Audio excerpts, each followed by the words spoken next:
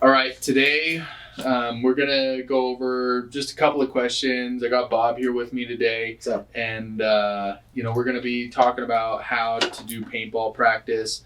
This is a video that's a podcast style that is made for new players.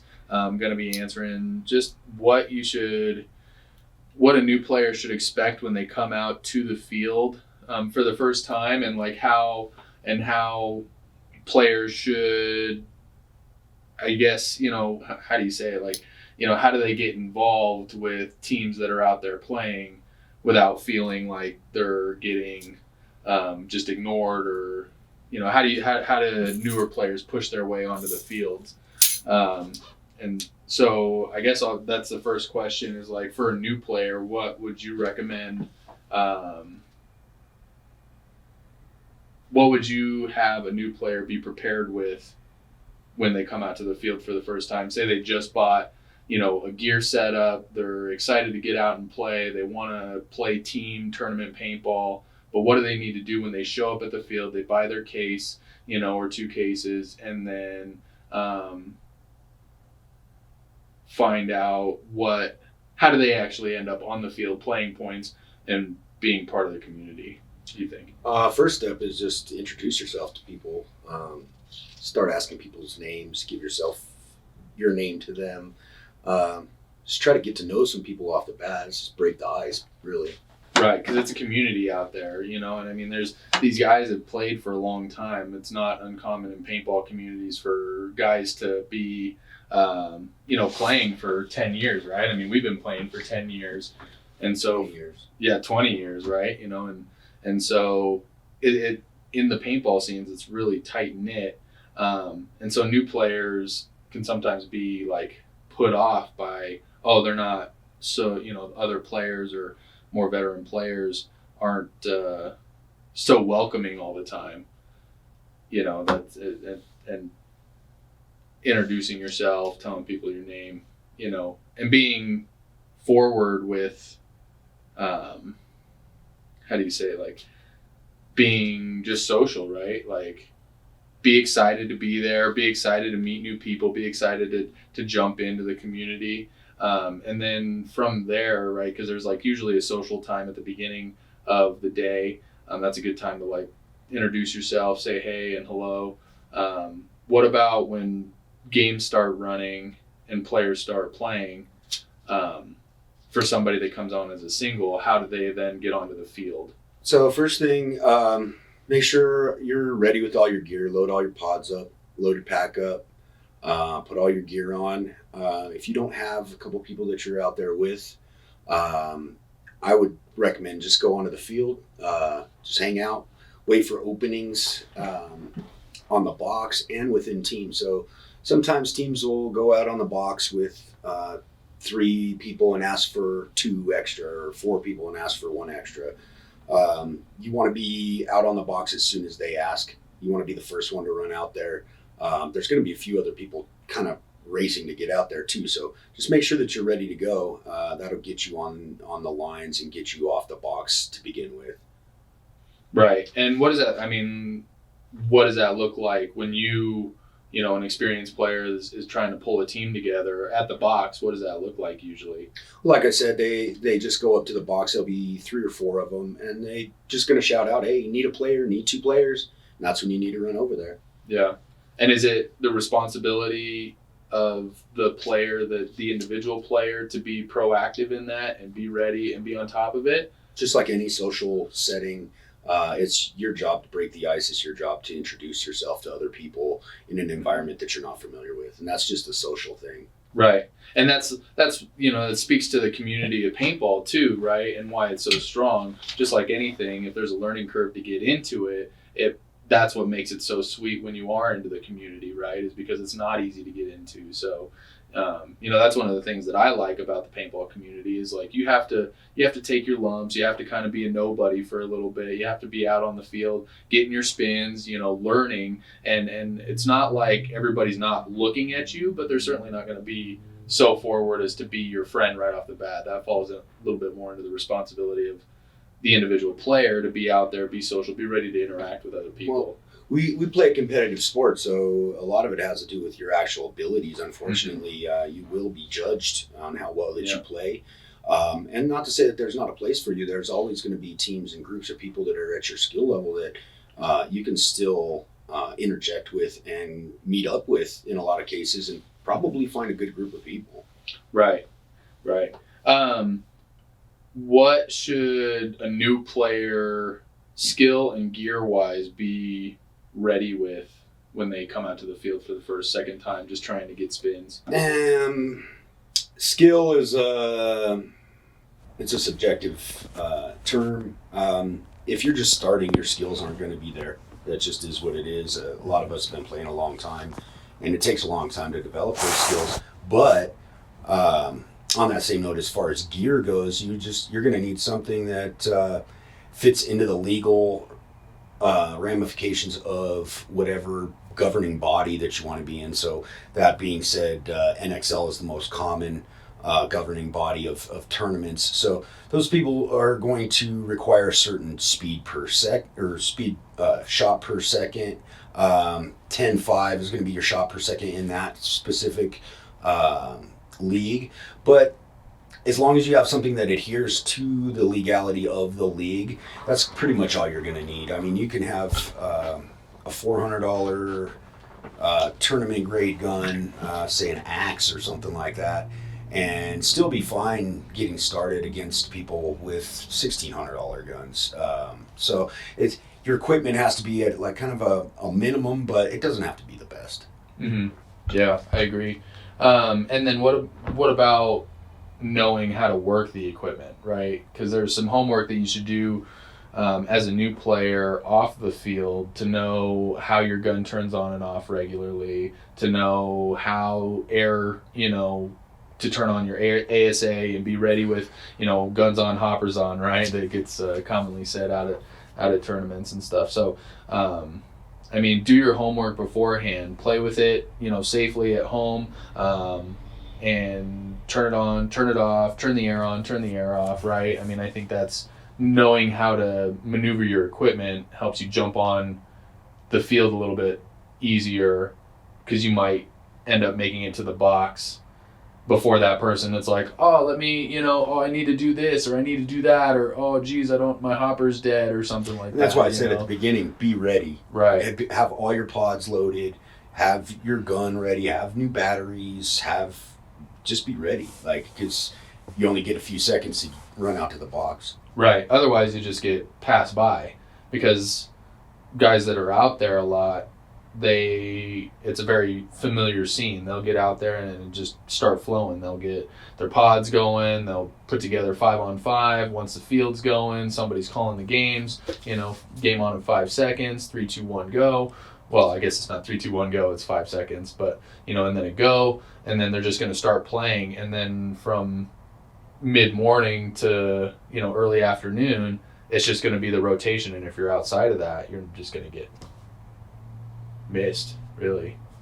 Yeah, you have to be proactive. It's like any social setting. If you want to meet people, you have to meet people. Yeah. What would you have to say about like a base level of playing skills that a player should have when they get out there? Like, should they be in here doing drills for kills at least a couple of weeks beforehand? I don't necessarily say that you have to.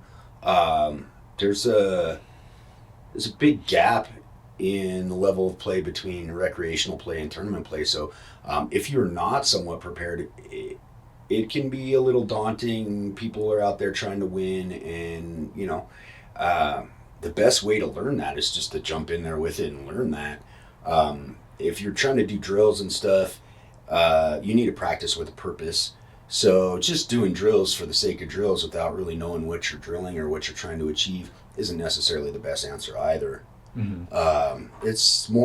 It really comes down to getting into the community first, introducing yourself, breaking ice with people, trying to hang out with people, trying to learn things as you have questions. As questions present themselves as you're playing, you need to ask the people that are helping you, ask the people that are that you see have what you're trying to learn. Right. And they're all nice guys, right? Well, for the most part, the paintball community is a very open. They're willing to talk. So if you're out there, you get a spin, you actually made it out there, somebody's calling for, another body or something like that, then you run out there and you play your point, asking questions and having the ability to learn. A lot of these guys that are within this community will just open up to you about, oh, well, you maneuvered like this and you did this way, because I guess the barrier to entry onto the field can be fairly high because the teams are tribal and they're kind of in their own little groups. But if you break through that, I think most of the time people are afraid to actually meet people, to be honest with you. I don't think it has to do with paintball or anything. It's more like people just have a hard time breaking the ice, have a hard time introducing themselves, have a hard time talking to people that they don't know. And you have to get past that in the beginning to even get to the paintball side of it. So, I mean, a lot of it is hanging out. A lot of it is getting to know people. There's all kinds of levels of teams that you could be on, all the way from beginner to semi-pro in this state, or I guess not anymore, but it was. And these things all just require your effort to get into it. Everybody's out there trying to get better at their skill. So you have to kind of introduce yourself and put yourself in their world. Yeah. Yeah, for sure. But then, they're very open with information too. They're not going to be like, I'm just going to smack, they're like... In most cases, this is a very niche kind of thing. So there's a very small group of people that all pretty much know everybody. Mm-hmm. We treat each other with respect. We've earned respect from each other.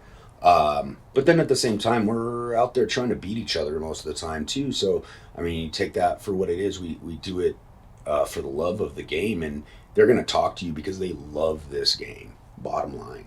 Right.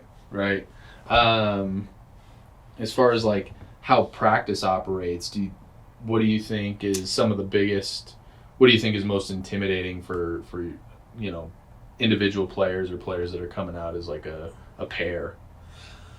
Well, as a pair, or as three guys, or not a whole team, or don't quite know how to make a team, but with a group of your buddies, the best thing to do is kind of the same thing. You're just going to stand as groups.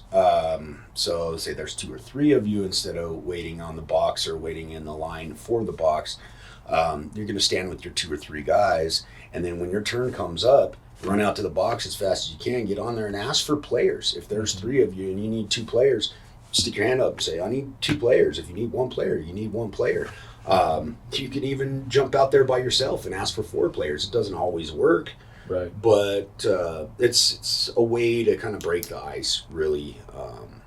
And also another good way to meet other individuals, to either form a team, and build your 5, right? Because getting five guys together can sometimes be difficult if you don't know 5 people, and you like, okay, well, I got me and a buddy. Hey, we're going to be on the box. Oh, we need 3. Anybody got a pair of 3? I mean, somebody else might have listened to this and then be also ready to jump out there, and then all of a sudden you have this connection because you start playing games with each other.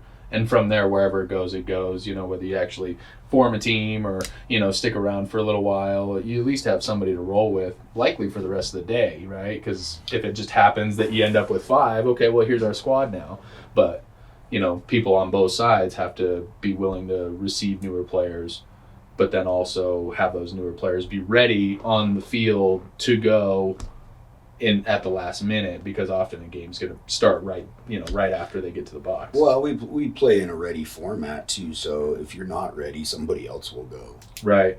And when you're waiting, it's not even waiting on the outside of the net. Like, you have to have your goggles on, at least at our field. You want to be waiting in the line. There's a line that goes to the box. It basically, just like any other line, there's a front and a back. Mm-hmm. You just jump in the line. It rotates the same way all the time, at least at our field. Every field's a little bit different. You kind of have to feel out the just timing and the procedures. But for us specifically, you're going to jump in. There's a line that sits on the sidelines, watches the games while they're waiting to play. First team in line goes to the box next.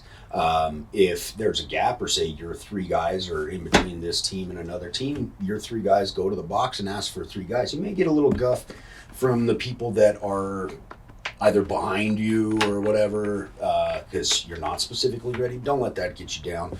Just ask for a couple people. Somebody will come out there for you. Somebody will jump in. We want to play paintball. That's why we're there too.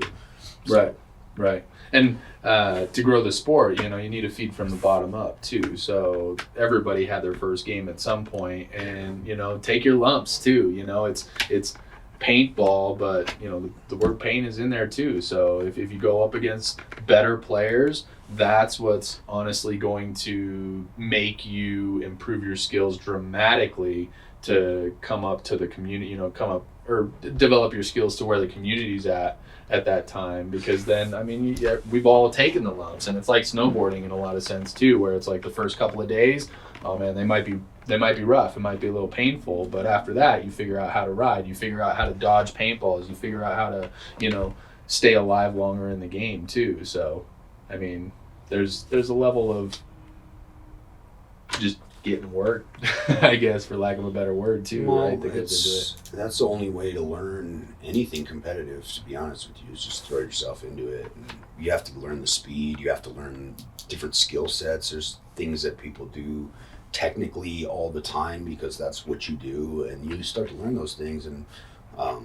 you start to get it more. But it's just a process of anything competitive. You have to get beat a little bit to learn how to win. Right. So I guess moving forward after practice, because you touched on like how rotations commonly work. There's a line of teams. You have 5 on one side, 5 on the other side.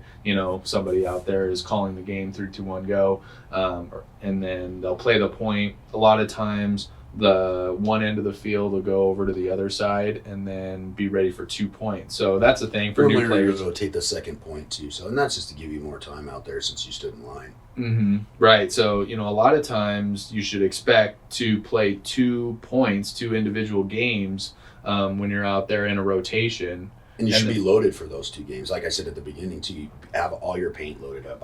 In my opinion, the way that you should load up your paint is you get there to take your case, take all your pods and fill as many pods as you have with the paint that you have, and be ready with all those pods. And then you don't have to worry about filling anything until you're actually out of paint. And that's going to get you through those two games while you're out there. Make sure your air's filled. Make sure you got paint in your pods, and make sure that you got paint in your hopper. Make sure you got batteries in your guns and hopper, and you should be good to go. Having tournament gear or whatever isn't necessary. I would recommend some knee pads and stuff so you don't hurt yourself, but you don't need to look like a race car like the rest of us. Yeah, right.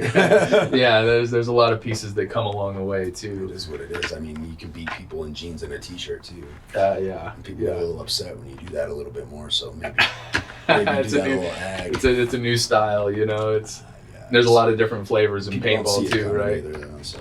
Yeah, no doubt. What about mid-game etiquette?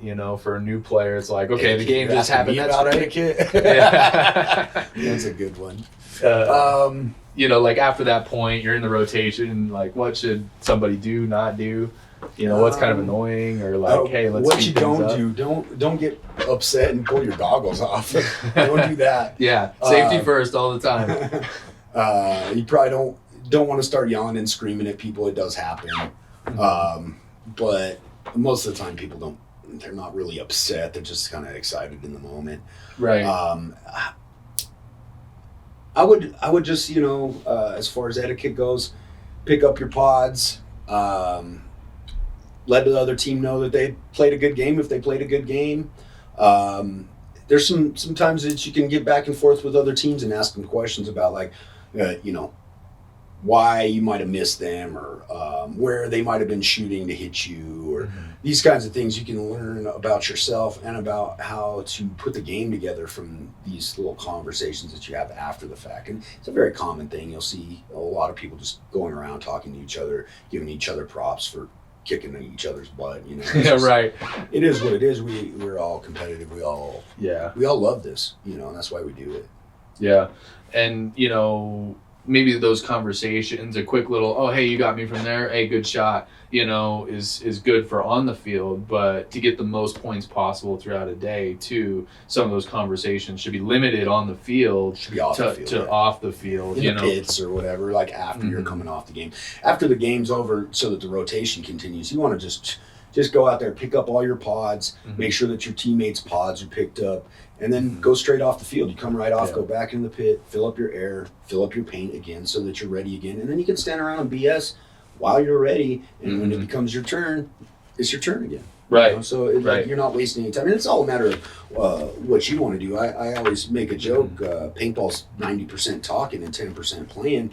And it's the truth. People spend more time talking than they do playing, but we're all out there to play in our little like time frame. We got families and wives and stuff that don't necessarily like us playing paintball all the time either. So right. There's not enough at stake to not have fun. It really is an enjoyable thing. It's an activity that can fill up an afternoon or morning, afternoon, and you can take it as far as you want to. You can be better at this game. You can hone your skills. You can travel and compete at any level. Right. I mean, an entry level rookie or an entry level local position, and move up and travel even to regionally out of state. And there's organization to be able to make that happen, but you can, that's a good point, figure out what you're trying to sign up for, and if you want a little more, you can take a little bit more, but have a good time with it. Go out there and expect to try and make new friends doing this thing, not so much like be absorbed by these other people and have them tell you what to do too.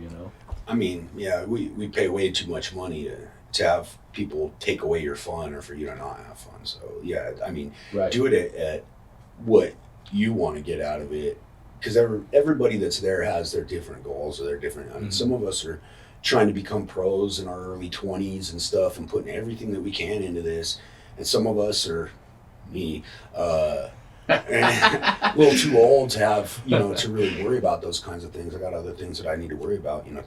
15 years ago is a different story, but but we're all out there for different reasons, but we all want to go out there and compete, and we all want to get better, and we all want to have fun.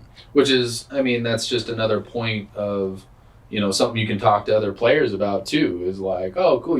As you mingle in the community, you're going to find out those guys that are like, oh yeah, hey, those guys are the top tier team. Those guys are out there trying to kick some ass and compete, at whatever level, and then it's pretty obvious to spot, oh, these guys over here, they're just having a good time. They're bros, and out there, they're playing hard is just as hard as everybody else, and getting better along the way. And that's a piece too, is like, don't be scared to play somebody that's better than you. If teams have jerseys out there and look a little bit more organized, especially on a practice weekend, they're not going to be mean to you. I mean, you get hit with a couple of balls, expected. There's a lot of paint flying through the air. Can't help that, you know what I mean? And it used to be way worse back in the day. So take your lumps, and that's deal part with of the etiquette too. Like, don't cry about getting shot. Don't it's a tough community. That's what we're out there doing. Yeah. I mean, if you want people's respect, you have to earn it, because they're not just gonna give it to you. Yeah, and those guys that know what they're doing are gonna see the hole that you're coming through and put it in your ear, and let you know. But you learned, right? And, hey, there's a lot of people out there trying to. Well, I wouldn't say a lot, but at least a handful of people at our field right now that are still trying to get on squads, and but they're out there every weekend. They're out there introducing themselves, asking questions. That's what they do, and there's a couple guys that come to mind that are there every weekend doing that. So they're on the right track. Yeah, and there's a lot of eyes out at the paintball field too. I mean, that's just like any sport too. It's like, oh, hey, who's that guy? Oh, hey, yeah, he's been coming out the last couple of weeks. So it might be 2, 3, 4 weeks before somebody even's like, oh yeah, you've been coming around a little bit, like you've been doing this and you're interested. Okay, hey, what's your name? Like, oh, really? You came from here or did that? And there's a lot of crossover that happens from paintball into life too, which is part of the community. And you meet great people in this game. This game can change your life if you really embrace it. Yeah, that's the truth. It's very individual. Everybody's like kind of it's a team sport, but it's very individual as far as like what you want to get out of it, because like none of us were trained through high school and junior high like every other sport that you can think of. Like, a lot of us figured out that we liked this after we got old enough to afford it, because this isn't cheap either. Right. So, Right. I mean, it's very interesting to see the dynamic of how people grow as teams and as families through doing something fun together. Yeah. What do you have to say about getting involved with home organizations? So for new players, and they're like, well, I want to start competing. I've been out to practice a couple of times, started to get on to some points. Nothing's really sticking. Season's coming up. I want to play tournaments. Is it better to start to look to create a team, or maybe talk to the fields and the organizations to hop onto a team instead of taking on the burden of like creating your own? I would say in that case, the biggest deciding factor in that case is going to be, first off, how many friends do you have? Yeah, right. Right. Some people come with some solo, and others come with 2 squads, right? Yeah. So the second is what are your friends into? I mean, when I first got into paintball, I realized I wanted to have a team, and about 4 months into playing rec ball, and first thing as I did is I tried to recruit all my friends and bring them to the field on rec days on Saturdays and stuff like that. And I would just get them to go out and play with me, 2 guys or 3 guys against, whoever you get mixed into with the rec stuff. And excuse me. In doing that, I found it's very interesting. Some people, in most cases, when introduced to this, people either really like it or really don't like it. Yeah. And that's probably going to be your best bet to figure out if you're trying to start your own team. If you're trying to like pool from people in the community, you kind of have to have some kind of clout or some kind of experience to actually get people together to come onto your team. But if you're like starting a beginner team with 3 or 4 beginners, that's a lot of us started that way. Now, if you're looking to get, if you don't want to go through all that, so you don't have friends, or your friends don't have a lot of money, or they just don't like getting shot, then I would recommend going and finding a team that's already structured. Do your best to make your presence known. Do your best to get better with that team. Do your best to get to where they know your name and know your tendencies and that kind of stuff. Because eventually, assuming you're grinding and getting better, those guys are going to ask you to play with them. Paintball's hard to keep teams together. A lot of people don't have the money or the time to do it longer than a year or 2. So, which means a lot of opportunity at different levels too. You could have an opportunity, hey, we need a guy to play this event. You've been working with us a little bit. We like you. We think you can fill the spot. You want to play locally this Sunday. Or, hey, we're out to a tournament in Florida or out to Dallas. We're thinking about giving you a shot. Do you want to play? What are your resources like? Can you make it happen? At whatever level. But, and then that's just an opportunity to, up your stock in a team. And then once you become part of a core, I mean, it's something special. You call those guys your brothers, and that's where where some of the strong ties to the game come from. And well, you have that. Another avenue I would recommend too is jump on like Facebook or some kind of social, find the teams that you like, see if you can find their pages, and just go on their pages and say, hey, I'm new in town, or I'm new to this sport and I was looking to get into this. My name is this, and I'm going to be out this time, and do your due diligence to meet these people if you're going to set that kind of stuff up. Right. Don't just go hang out and say, oh, nobody talked to me. You have to go meet the guy. You have to go, hey, ask somebody. Like I said, everybody knows everybody. So if you say, hey, you know where, Tyler is, they'll be like, oh, he's right over there, So right. Like it's a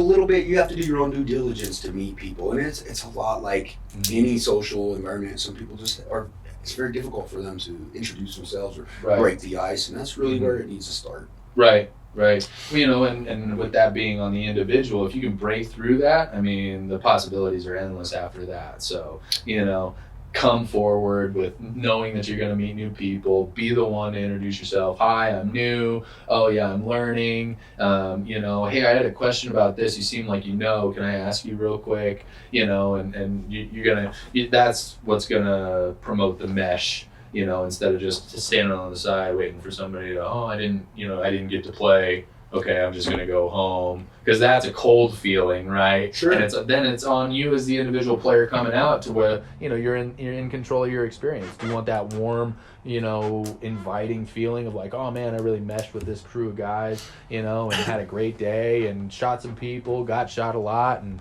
learned a whole bunch? Or like, oh well, I was on the sidelines all day, and I was a little timid, a little reserved, I didn't know what to expect coming out to the field, so I just didn't really have a great day, so I'm just going to continue not pushing myself or not getting where I think I want to go. It's really the player's back in control there. Paintball is kind of like a microcosm of life. It'll teach you a lot of things about life within this silly little game that we play, and it all really comes down to, like Kyle said, you meet a lot of different types of people, not just good people, but different types of good people from all walks of life, different jobs that you may not have ever met, that you didn't even know existed. Seriously, like I've met so many people that I can connect with from all different walks of life that I probably never would have introduced myself to those people in any other environment. So I mean, it's actually really deep what can be achieved through this. We become brothers and family very quickly, because you start to trust each other a lot. Yeah. So, and that's the sauce. That's what you want, that's what everybody's looking for. So back to paintball practice, kind of, after mid-game, okay, if you're switching sides, pick up your pods, get them out of the way, go to the box, be ready, play your 2 points, talk about it after the game, and that's the BS time, that's hanging out, having a good time, laughing, be back onto the field, ready to go when you're ready to play again. Now wrapping up for the day, I mean, is there anything, maybe there's not, but is there anything that players should do on the tail end of a day to, I don't know, I guess maybe like call it like a reintroduction of themselves? Should they get phone numbers? Should they, should they post on social media? Try and connect with a couple of the people that they played with. That's kind of an individual thing. It's like, what are you into? If you want to jump on social and say, hey, thanks to this guy and that guy and this guy and that guy, do that. A lot of people do that. A lot of people, post pictures of their gear and be like, had a great day out at paintball, and then their friends will be like, oh, I want to do that. How did you do that? Right. So it kind of brings things into it. If you do decide to, asking for phone numbers or contacts, normally it's going to be social. Most people give their social rather than their phone number these days. So, sometimes you get their contact information through social, and you just try to stay in touch with them. Don't bug them. Don't don't be too excited. Be cool. At the same time, you'll find out where you fit in, and that's kind of what this is too. It's just some teams aren't for everybody, and some people aren't for all teams. I mean, there's groups of people that are drawn to each other. They back each other up, and they play well together, and they stay in a team together because they all like each other. And sometimes people don't fit. It is what it is, and you have to be open to that and not put out. If you don't fit, find somebody that you do fit with. Yeah, for sure.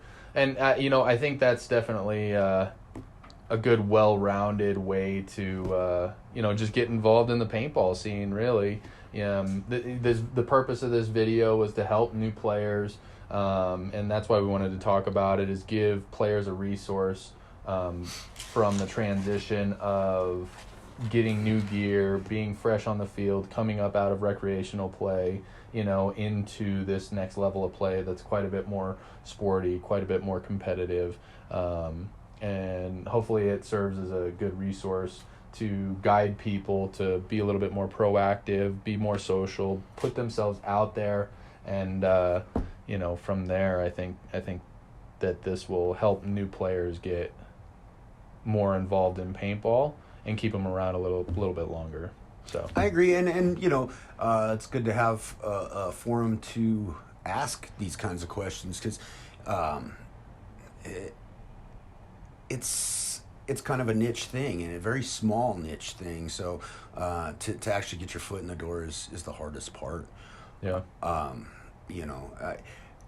mean, if there's any questions that people have, typically you got to go to the source to ask them, you know. Mm-hmm. So yeah, and a lot of times the local paintball community runs deep with information, you know, especially in this day and age. It's been pioneered a couple of times. There's people that have stayed in this game for 20, 30 years. Well, yeah, I guess they could be up into the 30-year mark. But, you know, there's a lot of people in that 10 to 20-year range of experience mark that are super happy to help and just pour information on you, probably more than you can even like comprehend at that point, but it gives you more to find out. It gives you more to research through the next 6 days. It gives you more language to be able to come into the community with. So right, and you know, the skills side of things, you know, it's all just practice. So once you get in, it's just grind. Right, That's really all it is. Right.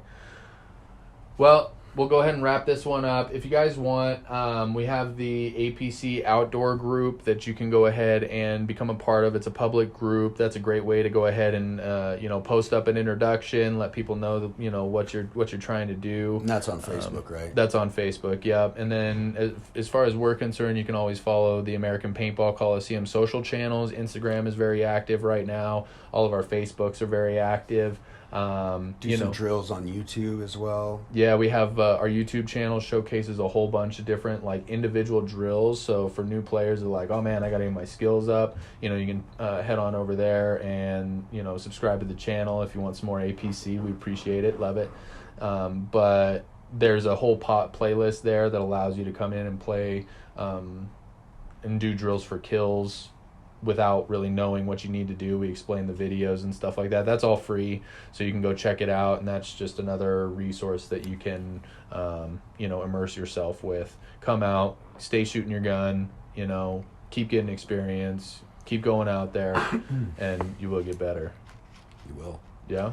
Yep. And if there's any other like introductory information you guys need, if there's things that maybe we didn't cover that you thought we'd cover here, maybe throw some comments in there. Yeah. If there's something like you'd like us to do a video similar to this on a different topic, let us know, and we can set that up for you too. We're full of a whole bunch of information that we don't know if you really want to listen to or not. So one thing I can do is talk for hours. So yeah, and we got the podcast format going on right now, which is kind of cool. I mean, it's pretty low production. Got the whiteboard with some markers, but certainly if you guys want different topics, there's a wealth of knowledge even at the table right here. So put it in the comments down below. Let us know. We appreciate you tuning in, listening. Hope this helps you guys play more paintball, and it's a great way to grow the sport. So thank you guys. We'll see you. Peace out, guys. Have a great one.